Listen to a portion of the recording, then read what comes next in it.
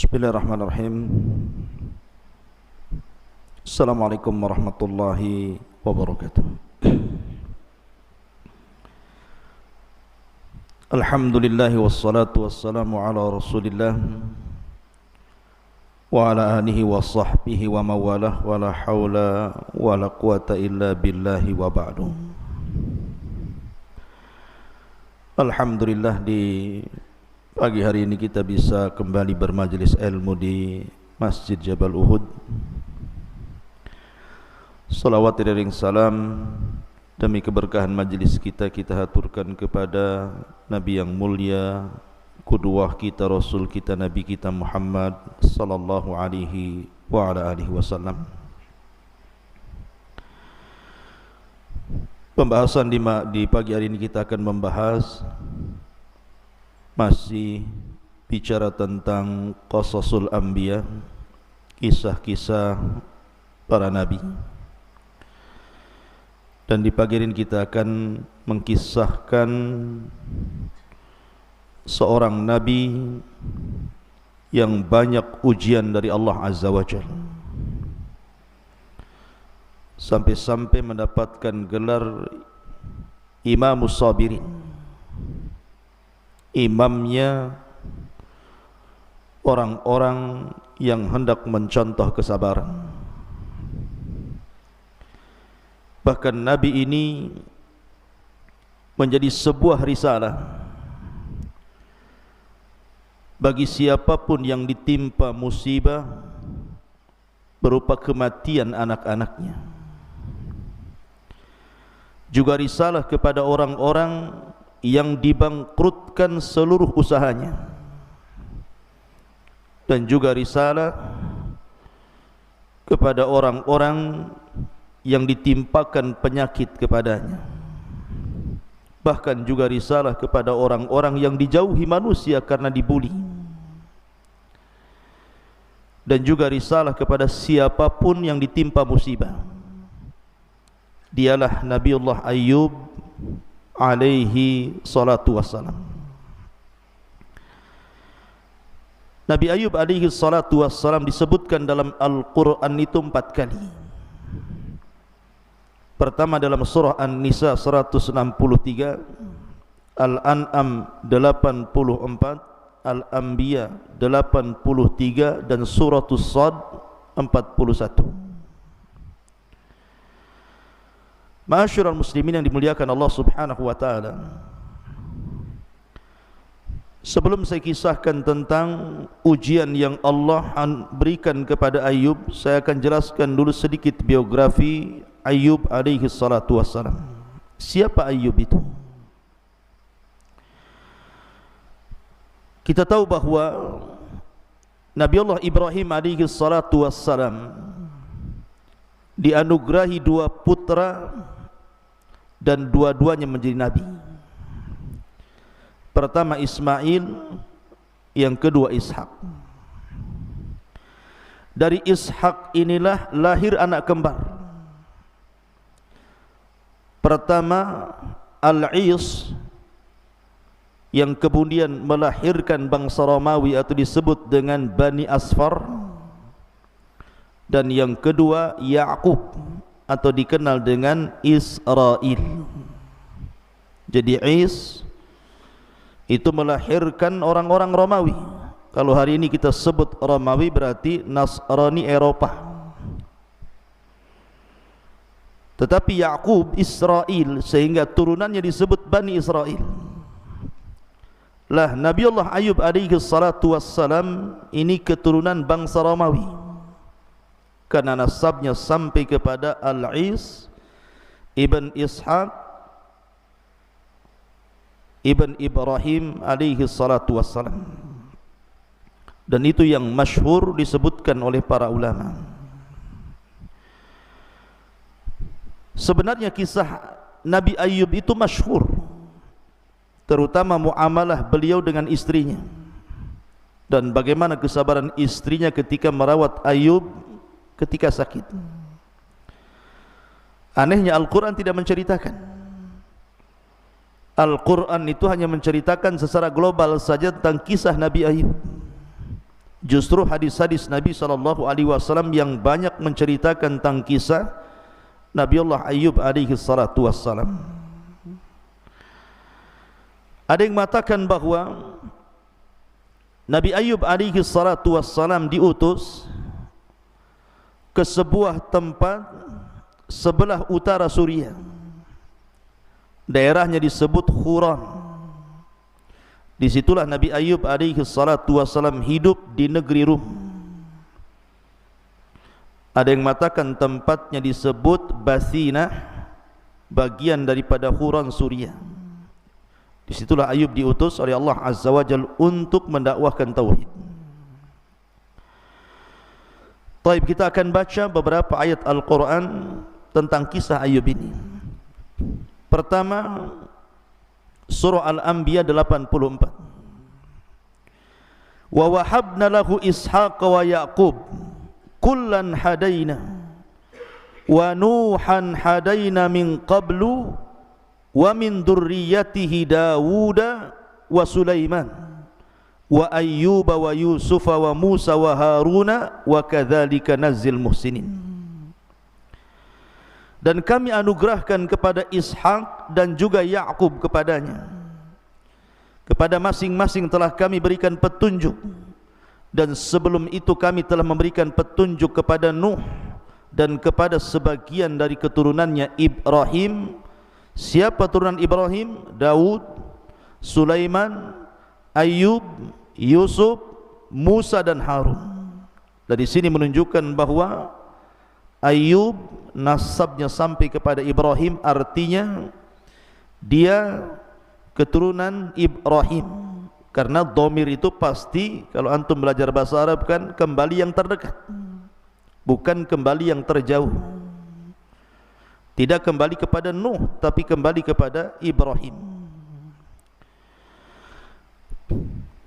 Dan tadi saya sudah katakan bahwa nasab Ayyub itu kalau disebutkan oleh para ulama,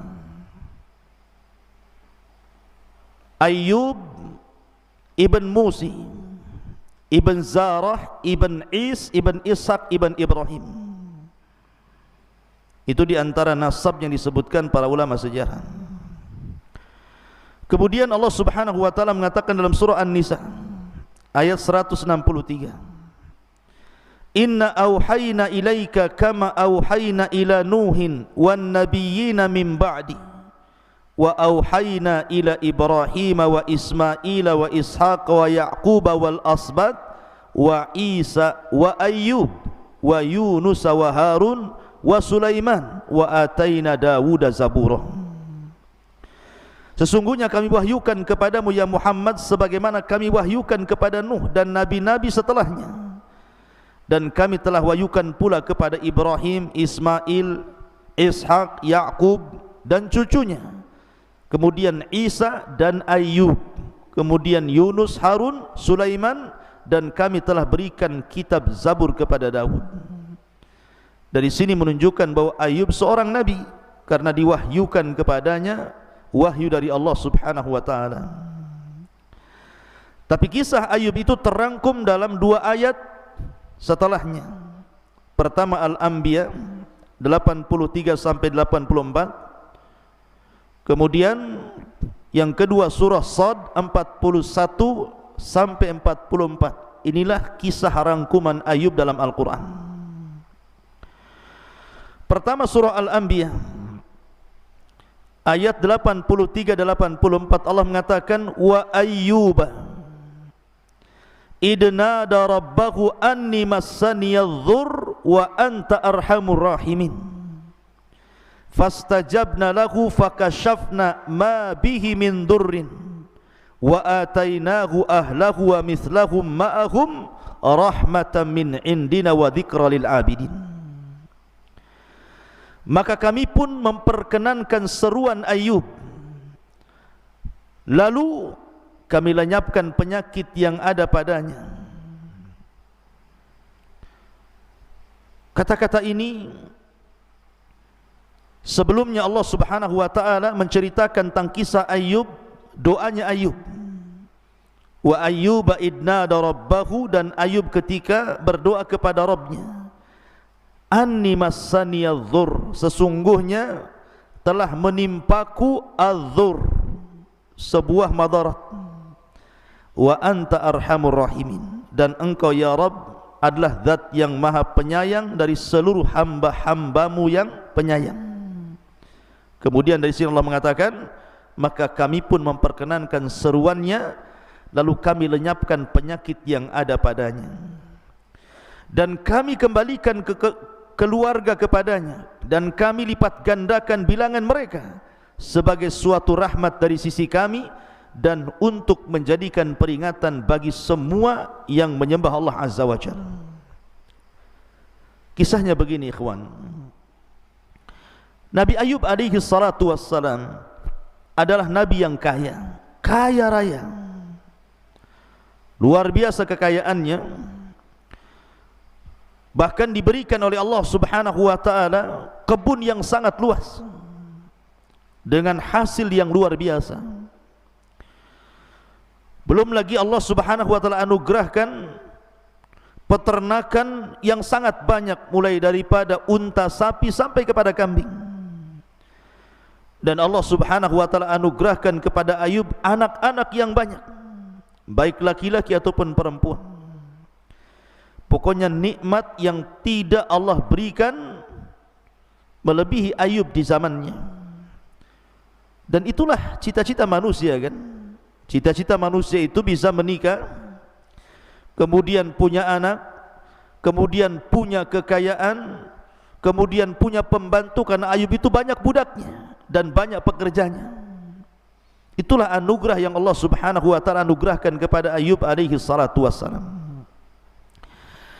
Pada suatu ketika, ikhwatu fillah muliakan Allah Subhanahu wa ta'ala, datanglah syaitan kepada Ayub, kepada Allah Subhanahu wa ta'ala, kemudian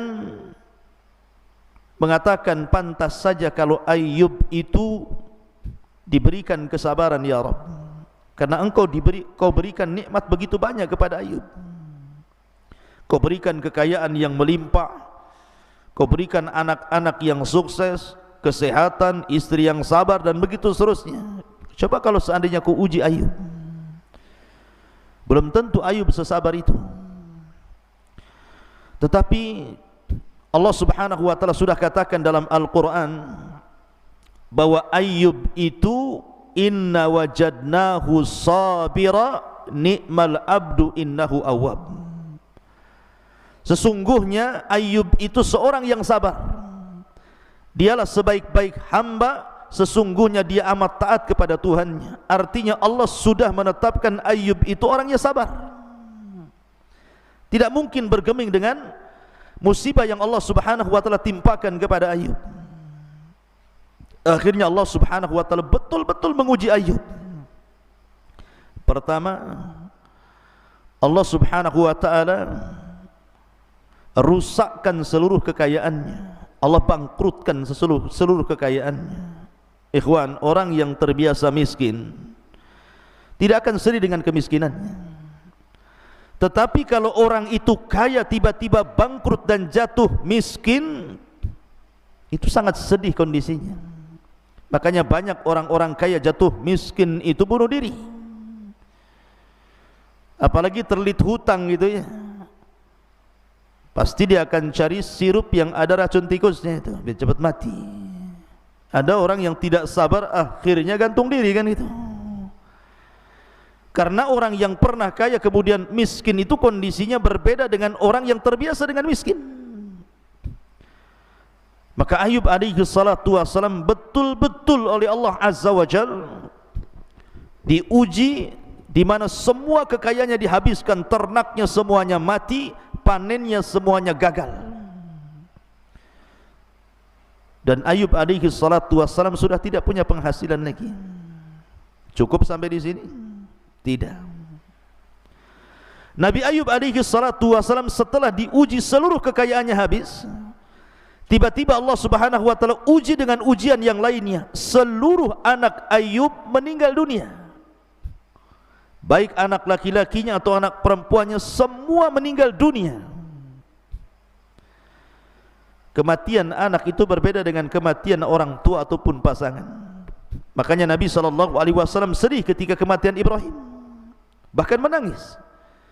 Sampai-sampai Nabi SAW mengatakan, innal aina la tadma wa innal qalba la tahzan wa inna bi firakika ya Ibrahim la mahzunun. Sesungguhnya air ini, mata ini bisa meneteskan air mata, hati ini bisa bersedih karena perpisahanku dengan Ibrahim ini menyesakkan dada, kata Rasulullah. Lah ini Ayub bukan satu anak loh ya, semua anaknya mati, semua anak-anaknya mati, tetapi Allah berikan kesabaran kepada Ayub. Cukup sampai di sini? Tidak. Nabi Ayub alaihi salatu wassalam tiba-tiba ditimpakan kepada Ayub penyakit judari. Mungkin kalau penyakit judari hari ini mungkin bisa sembuh dengan operasi, dengan obat-obatan, tapi di zaman itu kan belum ditemukan itu. Penyakit kulit yang dalam kulit Ayub itu terdapat benjolan dari atas kepala sampai kaki, isinya itu ulat, nanah, darah. Tetapi ketika Allah Subhanahu wa taala berikan penyakit kepada Ayub, bukan berarti Allah hendak menghinakan nabinya, mustahil. Allah hendak menguji nabinya. Dan Allah tahu Ayub itu, inna wajadnahu sabira, pasti kami dapati Ayub itu sabar.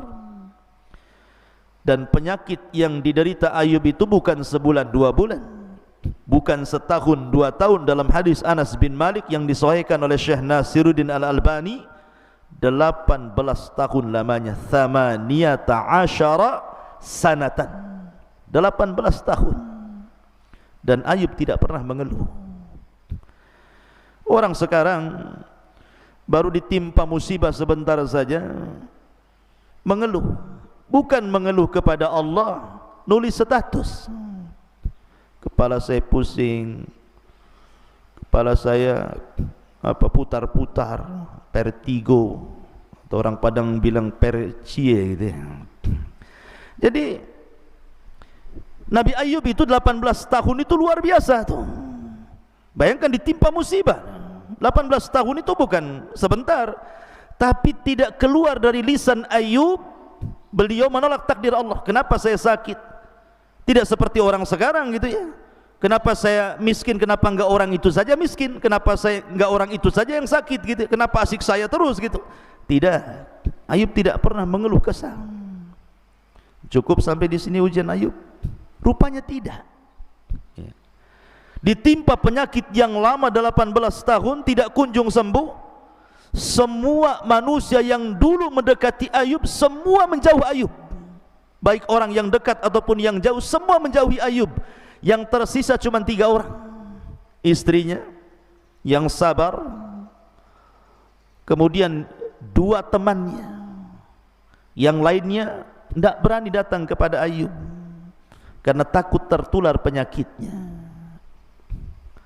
Cukup sampai di sini? Tidak rupanya. Syaitan datang memberikan was-was. Sebagaimana Nabi Adam alaihi salatu wassalam keluar dari sorga karena was-was syaitan, setan datang kepada Ayub memberikan was-was. Ayub, kau seorang nabi loh, kau seorang nabi. Kenapa Allah Subhanahu wa taala berikan penyakit begitu lama? Jangan-jangan Allah sudah tidak sayang lagi sama kamu, katanya. Jangan-jangan Allah sedang mengadab kamu. Diberikan was-was supaya Ayub menolak takdir. Tapi Ayub ini sabar. Coba musibah-musibah ini kalau dikumpulkan kepada seseorang di zaman sekarang, bisa mati berdiri itu. Hartanya habis, anaknya semua mati, diberikan penyakit, manusia menjauh, setan datang memberikan was-was gitu. Enggak ada orang selamat kecuali Ayub alaihi salatu wassalam. Makanya dia disebut Imamus Sabirin. Ma'asyiral muslimin yang dimuliakan Allah Subhanahu wa taala. Allah Subhanahu wa taala berfirman di sini di dalam surah Sad yang paling lengkap di sini. Wadhkur abdana Ayyuba, dan ingatlah akan hamba kami Ayyub,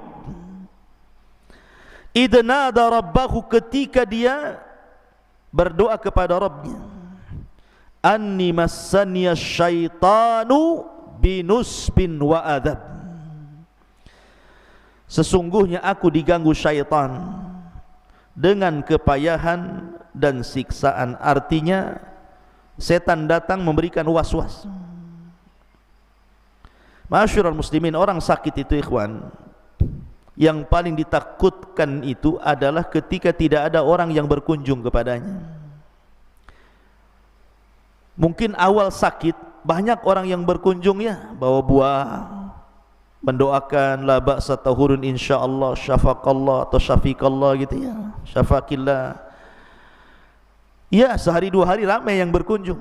Loh, kalau seandainya penyakitnya bertahun, siapa yang mau berkunjung coba? Lah justru orang sakit itu lebih sakit ketika tidak ada orang yang berkunjung dibandingkan penyakitnya. Itu orang sakit. Nanti antum akan merasakan, mudah-mudahan enggak kena sakit. Kalau seandainya sakit, lebih sakit tidak dikunjungi orang dibandingkan sakitnya sendiri, itulah orang sakit. Tabiatnya orang sakit seperti itu. Lah Ayub itu seperti itu, dijauhi dan diganggu syaitan. Setanlah yang meniupkan ke badan Ayub sehingga kemudian datang penyakit. Akhirnya penyakit ini bukan hanya Ayub tidak bisa bergerak sehingga harus dipapah oleh istrinya ke sana kemari, manusia menjauh darinya. Ma'asyiral muslimin yang dimuliakan Allah Azza wa Jalla, sampai-sampai ketika syaitan tidak bisa menggoda Ayub, dia datang kepada istrinya, disuruh agar istrinya ini memaksa Ayub berdoa kepada Allah. Dia datang kepada Ayub istrinya dan mengatakan, ya Ayub, anta nabiullah. Wahai Ayub, kau ini nabi Allah. Lau da'auta rabbaka fa innahu sayastajibu lak. Ya Ayub, kalau engkau berdoa kepada Allah, mintalah kesembuhan, mintalah agar kekayaannya dibalikkan, mintalah agar keturunan kita kemudian dianugerahkan. Engkau kan seorang nabi. Istrinya yang memaksa. Tapi lihat jawaban Ayub. Dia tidak terpengaruh dengan ucapan istrinya. Dia hanya berfikir dan mengatakan kepada istrinya, baik, sudah berapa lama Allah berikan anugerah nikmat kepadaku dan kepadamu selama kami berumah tangga ini? Berapa tahun? Wa nahnu fi mu'afan, dan kami diberikan kesehatan dan kemakmuran hidup berapa tahun coba? Kata istrinya mengatakan, sab'ina sanatan. Dalam riwayat thamanina sanatan, 70 tahun wahai suamiku. Dalam riwayat 80 tahun wahai suamiku. Kemudian kata Ayub, lalu sudah berapa lama Allah uji saya? Uji kita ini sudah berapa lama? 18 tahun wahai suamiku. Kata Nabi Ayub, imbang tidak tuh? Allah sudah menganugerahkan harta, kenikmatan, kesehatan dan nikmat-nikmat yang lain selama 80 tahun atau 70 tahun, sementara Allah baru menguji 18 tahun. Tidak imbang. Biarkan ujian ini sebagaimana Allah berikan nikmat kepada kita. Tunggu sampai 80 tahun baru imbang. Ya. Lihat jawaban Nabi Ayub. Tidak terpengaruh dengan istrinya. Tetap dia orang yang sabar. Sampai-sampai ikhwatu fiddin, Nabi Ayub itu diuji dengan sakit itu tidak bisa bergerak dia. Kakinya pun tidak bisa bergerak. Sampai-sampai kalau dia ke kamar mandi itu digendong sama istrinya. Makanya antum nanti cari istri yang sayang dengan antum. Jangan pula ada uang abang sayang gitu ya. Tak ada uang ku tendang kau katanya. Bukan begitu. Karena banyak orang-orang di zaman sekarang yang istri-istri itu tidak punya akidah, tidak punya akhlak dan adab. Ketika suaminya sakit minta cerai pula dia. Su'ul adab. Lihat istri Ayub ini contoh dari seluruh istri-istri dunia. Dia tetap merawat Ayub. Kenapa? Al jaza' min jinsil amal. Jazaul ihsan ilal ihsan. Balasan yang baik itu diberikan dengan kebaikan. Istrinya tahu dia sudah hidup kaya dengan Ayub, diberikan kesehatan, kemakmuran, senang 80 tahun lamanya. Sehingga ketika suaminya sakit, dia teringat dengan kebaikan Ayub, dia tidak mau meninggalkan Ayub. Dia rawat Ayub itu luar biasa. bahkan yang mencari nafkah selama 18 tahun itu istrinya. Dan kata para ulama, ketika seorang suami sakit kemudian istri mencari nafkah, maka istri dapat 2 pahala. Pertama, pahala berbakti kepada suami, yang kedua pahala sedekah kepada suaminya. Tapi di zaman sekarang aneh, istrinya suruh kerja, suaminya tak sakit. Suaminya yang cuci piring, yang ngepel, nyusuin anak, kayak punya susu saja dia. Coba kan. Ya. Jadi boleh istri mencari kerja di luar kalau kondisinya seperti Ayub, sakit, ya, terpaksa, dan itu lebih sakit bagi manusia. Kan lebih sakit tuh, penyakitnya mungkin tidak seberapa sakit, tapi lebih sakit ketika bagi seorang suami yang berakal, ya, maksudnya bagi seorang suami yang berakal, ya, bukan suami yang gila, ya. Bagi suami yang berakal itu lebih sakit ketika yang mencari nafkah itu istrinya. Harusnya seperti itu. Jadi Ayub itu sudah sakit, makin sakit lagi karena seharian tidak melihat istrinya. Kadang-kadang kan dia butuh sesuatu karena istrinya harus keluar, harus mencari nafkah, menjadi pembantu, mencucikan piring, mencucikan pakaian, memasakkan, kemudian dapat upah makanan, baru pulang dikasih makan suaminya gitu, ya. Itu lebih sakit lagi bagi suami yang berakal ketika istri yang harus mencari kerja sementara dia tidak bisa apa-apa. Tapi para suami di zaman sekarang, dia sakit jiwa, bukan sakit, malah senang kalau istrinya kerja gitu, ya. Harusnya seorang suami yang berakal sakit harusnya. Kenapa saya tidak bisa mencari nafkah, memberikan makan kepada istrinya? Ma'asyiral muslimin yang dimuliakan Allah Azza wa Jalla, sampai suatu ketika kan istrinya nyamar itu. Kenapa istrinya nyamar? Supaya tidak diketahui dia istrinya Ayub. Kalau orang-orang tahu itu istrinya Ayub, tidak akan diterima kerja dia. Tetapi Allah Subhanahu wa ta'ala takdirkan lambat laun orang-orang tahu bahwa Rahmah namanya itu istrinya Ayub. Akhirnya mulai ketakutan orang-orang itu, enggak mau menerima istrinya Ayub bekerja di rumah-rumah mereka karena takut membawa virus yang ditularkan suaminya menular ke orang-orang. Bayangkan dia pergi ke rumah ini ditolak, ke rumah itu ditolak, ke rumah ini ditolak. Akhirnya tidak ada satu rumah pun yang menerima istrinya untuk bekerja. Bingung istrinya apa yang harus dimakan. Dalam riwayat terpaksalah istrinya itu menggunting rambutnya. Istrinya itu panjang rambutnya sampai ke tanah. Dan rambut yang indah itu selalu digunakan Ayub untuk bangkit. Jadi kalau Ayub itu bangkit dari tidur supaya bisa berdiri, itu memegang rambut istrinya. Tiba-tiba rambut itu dipotong, kemudian dijual ke salah satu anak daripada orang kaya. Karena di zaman dulu rambut itu kan berharga, makanya banyak salon-salon rambut apabila motong rambut itu tidak dibuang tuh, dijual kan gitu, ya. Kemudian dibuat gelung biasanya oleh perempuan untuk disambungkan ke rambut-rambut mereka. Syariat Ayub mungkin boleh, tapi syariat Islam tidak boleh. Syariat Islam itu menyambung rambut hukumnya haram, bahkan dilaknat. Makanya Rasul melaknat orang-orang yang mencukur halis. Dan banyak nih wanita-wanita sekarang karena lihat halisnya mungkin kurang tebal, akhirnya dicukur, ganti pula spidol. Spidolnya pula bukan spidol permanen, spidol luntur pula kena hujan. Kemudian juga dilarang untuk mengikir gigi. Bekel bahasa kitanya. Ada orang pakai bekel itu. Kalau giginya memang jarang, artinya tidak sebagaimana normalnya gigi-gigi orang, kalau makan nasi kemudian loncat pula dari sela-sela gigi karena jarang begitu, ya, maka tidak masalah pakai bekel untuk merapatkan. Tapi kalau seandainya tidak ada masalah, hanya untuk memperindah, haram, tidak boleh, ya. Termasuk juga mentato ataupun menyambung rambut, itu dilaknat semuanya itu dalam Islam. Tapi mungkin syariat dulu mungkin boleh. Makanya istrinya Ayub kemudian menjual rambutnya. Ketika Ayub alaihi salatu wassalam sudah sakit, melihat istrinya tidak ada rambutnya, makin sakit dia. Dari situ dia bersumpah untuk memukul istrinya kalau sembuh 100 kali pukulan. Kenapa Ayub alaihi salatu wassalam sampai bersumpah seperti itu? Ya. Ma'asyiral muslimin yang dimuliakan Allah Azza wa Jalla. Tapi yang jelas bahwa ketika sudah berlalu 18 tahun lamanya, kemudian Nabi Ayub alaihi salatu wassalam suatu ketika dihantar istrinya untuk buang hajat. Ada yang mengatakan untuk mandi.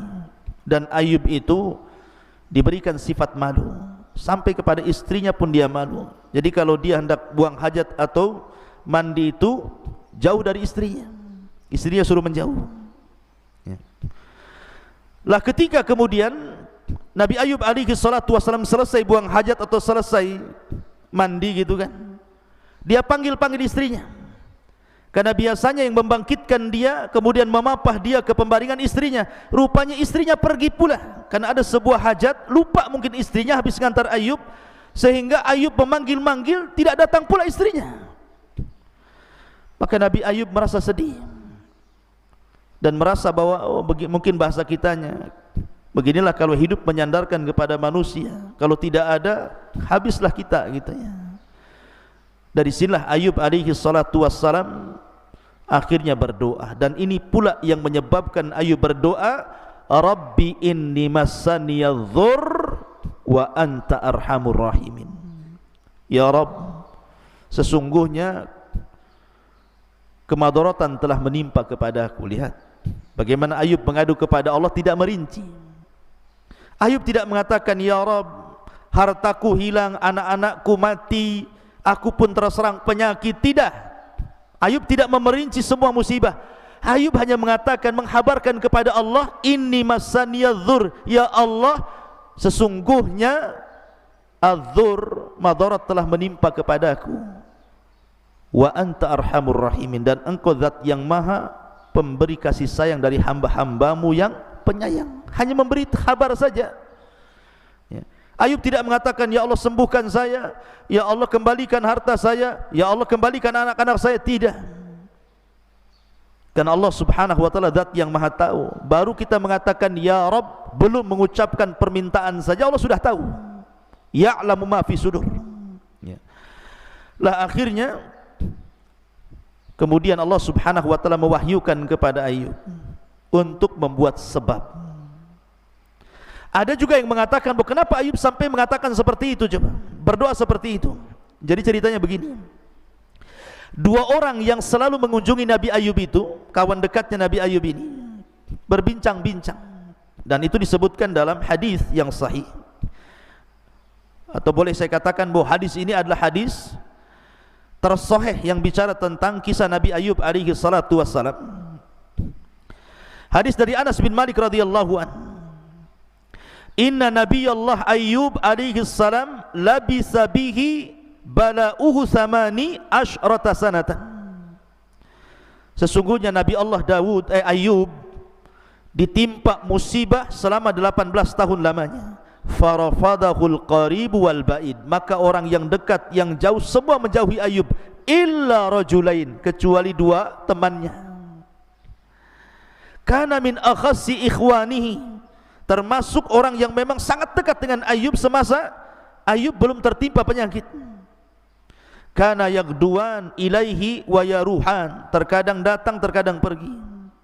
Faqala ahaduhuma, berkata salah seorang di antara keduanya, ngobrol keduanya ini bicara tentang Ayyub. Ta'lam wallahi laqad adznaba Ayyub dzamban ma adznabahu ahadun minal alamin. Coba perhatikan Ayyub, katanya Ayyub ditimpa penyakit 18 tahun lamanya. Jangan-jangan demi Allah Ayyub itu telah melakukan perbuatan dosa yang tidak pernah dilakukan siapapun di alam semesta ini, sehingga Allah kutuk Ayyub dengan berbagai macam musibah termasuk penyakit. Kata kawannya, kok bisa kamu ngomong begitu? Ya, karena satu benjolan penyakitnya Ayyub tidak kunjung sembuh. Kalau bukan kutukan apa namanya, katanya. Akhirnya kemudian ucapan keduanya ini sampai ke telinga Ayyub. Dari sinilah Ayyub kemudian merasa sesak dadanya, kemudian mengatakan, Rabbi inni massaniyadh-dhurr wa anta arhamur rahimin. Itu juga yang menjadikan sebagian ulama mengatakan sebab kenapa Ayub sampai berdoa seperti itu. Lah setelah Nabi Ayub berdoa seperti itu, setelah lama 18 tahun lamanya, akhirnya ketika istrinya mengantar Ayub buang hajat, kemudian Allah Subhanahu wa taala mewahyukan kepada Ayub mengambil sebab. Artinya bukan hanya doa saja, tapi ambil sebab. Apa sebabnya? Untuk kesembuhan itu Allah Subhanahu wa taala mengatakan, urkud birijlika hadza mughtasalun baridun wa syarabun. Allah Subhanahu wa taala mengatakan, hantamkan kakimu ke tanah, maka akan keluar air. Air itu air yang sangat sejuk. Mandilah dengan air itu dan minumlah dengan air itu. Jadi Ayub alaihi salatu wassalam diajarkan oleh Allah, doa itu tidak cukup, harus mengambil sebab. Dia sudah berdoa, Rabbi inni massaniya dzur wa anta arhamur rahimin. Kemudian Allah ajarkan sebab, karena selama ini Ayub kan tidak bisa bergerak badannya. Maka coba gerakkan kakimu, pukulkan ke tanah. Maka Ayub kemudian menggerakkan kakinya, kemudian memukulkan tanah. Tiba-tiba keluar mata air. Air itu sangat dingin, dan Allah katakan, mandi kau dari situ, minum dari situ. Subhanallah. Akhirnya dia mandi dari situ, minum dari situ, dan Allah takdirkan fastajabna lahu. Allah anugerahkan kepada Ayub, Allah ijabah doanya, semua sembuh penyakitnya. Kulitnya menjadi indah, wajahnya menjadi muda gitu ya. Kayak air ajaib gitu ya. Pokoknya sembuh total. Bahkan lebih muda daripada sebelumnya. Lebih indah daripada sebelumnya, lebih tampan daripada sebelumnya. Sehingga ketika kemudian istrinya datang, kemudian Ayub mencari-cari istrinya, berjumpalah papasan di jalan. Kata istrinya, ya fulan, apakah kau melihat Nabi Allah Al-Mubtala yang diberikan ujian begitu banyak Ayub? Di mana dia? Katanya, aku sudah mencari ke sana kemari, tidak ada. Tapi kata istrinya, sepertinya suamiku mirip dengan kamu di waktu muda, katanya. Kata Ayub alaihi salatu wassalam, ana Ayub, saya Ayub. Subhanallah ya, saya Ayub. Maka ketika dia mengatakan ana Ayub, saya Ayub, istrinya terperanjat gitu kan, karena Allah sudah anugerahkan kesembuhan. Dari sini bukan hanya itu saja, Allah katakan wa wahabna lahu ahlahu wa mislahum ma'ahum rahmatan minna wa dzikra liulil albab. Apa kata Allah? Dan kami anugerahkan kepada Ayub dengan mengumpulkan kembali seluruh keluarganya. Kami tambahkan kepada mereka sebanyak mereka pula sebagai rahmat dari kami dan pelajaran bagi orang-orang yang mau berfikir. Artinya begini, Nabi Ayub itu datang malaikat kepada Ayub, memberikan dua pilihan. Ya Ayub, anak-anakmu sekarang sudah di sorga. Kalau Allah berkehendak, maka Allah akan mengembalikan anak-anakmu itu dari sorga ke dunia. Tetapi kalau engkau berkehendak, biarkan mereka di sorga, dan Allah akan ganti anak-anakmu dengan anak-anak yang lain. Maka Ayub memilih yang kedua. Akhirnya Allah Subhanahu wa ta'ala anugerahkan Ayub anak-anak yang 2 kali lipat jumlahnya daripada anak-anak yang sudah meninggal dunia. Kemudian Allah lipat gandakan kekayaannya. Jadi ketika Ayub sudah sembuh, dia mandi di sungai. Ketika mandi di sungai, tiba-tiba datang belalang dari mana-mana. Belalang ini bukan belalang biasa, jaradun minadz zahabi wal fiddah, belalang yang terbuat dari emas dan perak. Bayangkan, belalang dari mana-mana terbang, dan itu bentuknya emas dan perak. Kemudian berjatuhan di depan Ayub itu.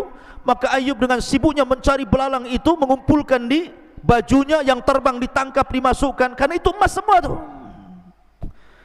Kemudian Allah Subhanahu wa ta'ala mengatakan kepada Ayub alaihi salatu wassalam, wahai Ayub, tidakkah cukup dengan nikmat yang telah anugerahkan kepadamu?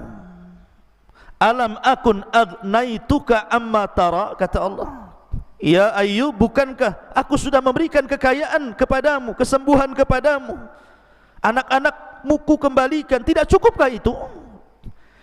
Lihat bagaimana Ayub mengatakan, qala wa izzati walakin la ghina bi ambarakatik. Ayub mengatakan, tentu ya Rabb, demi kemuliaan, tetapi aku tidak pernah merasa puas dengan berkah darimu ya Rabb. Dan Nabi Ayub hanya mencari berkah di situ dari Allah Azza wa Jalla. Akhirnya kemudian lumbung padinya penuh dengan belalang emas. Akhirnya dengan belalang emas itu dia beli kebun lagi, beli benih lagi, beri ternak lagi gitu ya. Akhirnya kaya lagi, dan Allah lipatkan 2 kali lipat kekayaannya, 2 kali lipat anak-anaknya, dan istrinya Allah mudahkan lagi. Oh, kan enak tuh. Bukan cari istri muda, Allah mudahkan lagi. Sekarang kan gitu ya. Udah kaya, istri tuanya ditinggal, cari pula istri muda. Jadi Allah mudahkan lagi istrinya, dan itu nikmat dari Allah Subhanahu wa ta'ala. Subhanallah ikhwan. Dari sini akhirnya Ayub teringat dengan sumpahnya. Dia kan sudah bersumpah tuh, waktu istrinya menggunting rambutnya, kemudian dia marah bersumpah, kalau ku sembuh, ku pukul kau dengan kayu 100 kali, dengan rotan 100 kali. Ayub teringat dengan kebaikan istrinya, bagaimana istrinya merawat dia, bagaimana istrinya kesana kemari yang mencari nafkah dan memberi makan kepadanya. Dia teringat, tidak mungkin saya pukul 100 kali, sudah terlampau baik dia kepadaku. Dari situ akhirnya Ayub alaihi salatu berdoa kepada Allah, bagaimana ini ya Rabb? Maka Allah Subhanahu wa ta'ala berfirman, memberikan cara kepada Ayub alaihi salatu wassalam. Apa kata Allah? Wa khud biyadika dhigsan fadrib bihi wala tahnath. Ambillah dengan tanganmu seikat rumput. Ambil rumput 1, 2, 3 sampai 100 rumput itu, kemudian diikat. Kemudian pukullah dengan itu 1 kali. Berarti sudah 100 pukulan kan, karena sudah ada 100 rumput di situ. Jadi sekali pukulan sudah mewakili 100 kali rotan gitu ya. Dan janganlah kamu melanggar sumpah. Kenapa Allah mengatakan jangan melanggar sumpah? Salah satu akhlak Nabi Ayub itu ikhwan, kalau dia ke pasar, gitu kan, kemudian di pasar ada orang yang bertengkar, kemudian masing-masing mengatakan wallahi wallahi, kan biasa orang bertengkar itu kan suka sumpah tuh. Orang pasar biasa bersumpah-sumpah itu, wallahi wallahi. Maka Ayub alaihi salatu wassalam kalau pulang, maka dia akan membayarkan kafarah sumpah-sumpah mereka itu. Karena Ayub tidak mau ada yang bersumpah karena Allah untuk kebatilan. Makanya kemudian dia suka membayarkan kafarah orang yang bersumpah. Itu salah satu akhlaknya Ayub. Makanya Allah mengatakan wala tahnas. Ya.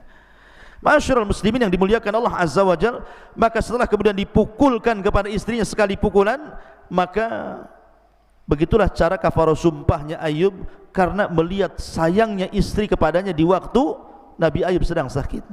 Dan itu bentuk kasih sayang suami kepada istri. Di sini ada pelajaran ikhwan. Dalam kisah Ayub ini apa pelajarannya? Pelajarannya kita dituntut sabar. Sabar ini penting. Lalu apa yang bisa menyebabkan orang itu sabar? Orang itu kan susah. Baru 1 anak mati saja kadang-kadang orang sudah tidak bisa tidur, tidak bisa ibadah, stres macam-macam. Baru dompetnya hilang saja ke kiamat besar. Ada tuh ya, hilang dompet, kayak kiamat saja itu. Padahal rumahnya belum hilang tuh, baru dompetnya saja. Ya Ustaz, di situ rekening isinya 1 miliar katanya kan. Makanya kayak kiamat kan gitu ya. Kadang-kadang baru kemudian ditinggal istrinya saja stres dia, padahal dia bisa cari istri lain kan, saking cintanya. Kadang-kadang baru dikasih penyakit sedikit saja udah ngomel-ngomel. Ada orang yang tidak sabar gitu ya. Lalu bagaimana caranya biar orang itu sabar? Kata para ulama, lakukan 5 atau 6 perkara. Kalau anda yang sekarang ditimpa musibah, kesehatan anda diuji sehingga sakit, ekonomi anda diuji sehingga fakir, kemudian keluarga anda diuji sehingga satu persatu meninggal, usaha anda diuji, macam-macam ujian Allah timpakan, maka kita disuruh bersabar. Lah bagaimana cara sabarnya menghadapi ujian itu? Kata para ulama, lakukan 6 hal. Pertama, lihat kisah-kisah para nabi dalam Al-Quran. Kalau seandainya anak Anda meninggal, lihat Nabi Ayub semua anaknya meninggal. Kalau Anda pernah bangkrut, semua kekayaan Ayub bangkrut. Kalau Anda ditimpa penyakit, Ayub juga ditimpa penyakit. Rasul pun sama. Lihat para nabi. Makanya Allah mengatakan kepada Rasul, isbir kama sabara ulul azmi minar rusul. Sabar kau Muhammad. Lihat para ulul azmi itu telah sabar sebelumnya. Yang kedua, apapun musibah yang menimpa antum, itu sudah dicatat sebelum Allah menciptakan langit dan bumi. Bi khamsina alfasana, 50.000 tahun sebelum Allah menciptakan langit dan bumi. Musibah yang Allah akan timpakan kepada kita itu sudah dicatat di Lauhil Mahfuz. Artinya ini sudah takdir Allah. Terimalah takdir Allah. Yang ketiga, lihatlah kepada orang yang lebih parah musibahnya. Ungduru ila man huwa asfala minkum wala tangduru ila man huwa fawqakum fahuwa ajdar alla tajr nikmatallah. Lihat ke yang bawah, jangan lihat ke atas. Capek. Ya. Kalau seandainya Anda kemudian ditimpa kolab usahanya, ada yang lebih kolab daripada Anda. Kalau seandainya Anda ditimpa penyakit, tetangga kemarin mati. Nah itu ya. Jadi lihat kepada yang lebih parah. Kemudian yang ketiga, jangan Anda kira sesuatu yang Anda anggap buruk itu memang buruk. Tidak. Allah mengatakan wa asa an takrahu syai'an wa huwa khairul lakum. Terkadang apa yang Anda anggap buruk rupanya baik di hadapan Allah. Kemudian yang kelima, lihatlah nikmat yang tersisa. Jangan lihat nikmat yang hilang. Biasakan ucapan alhamdulillah. Alhamdulillah saya masih patah satu kaki, yang sebelah itu dua-duanya patah gitu ya. Alhamdulillah saya masih hidup walaupun stroke. Kemarin yang sebelah innalillahi wa inna ilaihi rajiun sudah diusung ke Tamiang. Artinya lihat nikmat yang tersisa, jangan lihat nikmat yang hilang gitu ya. Kemudian yang terakhir, berdoa, karena doa itu bisa yaruddul qada, bisa menolak keputusan Allah Azza wa Jalla. Lalu apakah musibah itu manfaat? Pamannya orang terserang penyakit, apakah penyakit ini manfaat? Ya, penyakit ini manfaat. Apa manfaatnya? Musibah itu manfaat, mau sakit, mau miskin, mau apa, itu manfaat bagi kita. Pertama, supaya kita dididik untuk beradab. Lihat orang-orang kaya, baru beli mobil mewah saja yang harganya mahal, wah, ada sombongnya kayak Fir'aun, ya kan? Kaca pun tidak dibuka gitu ya. Jalannya pun beda gitu ya. Orang sombong. Tapi ketika Allah buat mobilnya hilang, baru terasa dia jadi orang miskin. Di situ ada adab, pelajaran adab. Dididik oleh Allah Azza wa Jalla bahwa sombong itu ada batasnya. Ya, maka setiap ujian itu mendidik kita sebenarnya. Yang kedua, ujian itu kafarah. Bukankah dunia ini sijnul mukmin? Namanya penjara, orang hidup di penjara itu tidak suka kan itu, pasti ingin keluar. Tapi suatu ketika Allah bukakan pintu sorga sebagai lepasnya kita dari penjara, baru kita akan senang. Ketika orang keluar dari musibah, dosanya hilang, pahalanya numpuk gitu ya. Kemudian pahala musibah apa? Manfaat musibah juga. Bahwa musibah ini ikhwatu fiddin muliakan Allah Azza wa Jalla, bukan hanya mendidik akhlak, kemudian juga menjadikan dosa-dosa kita hilang, tapi musibah itu manfaatnya juga besar. Karena dengan adanya musibah, orang lebih bersyukur kepada nikmat Allah.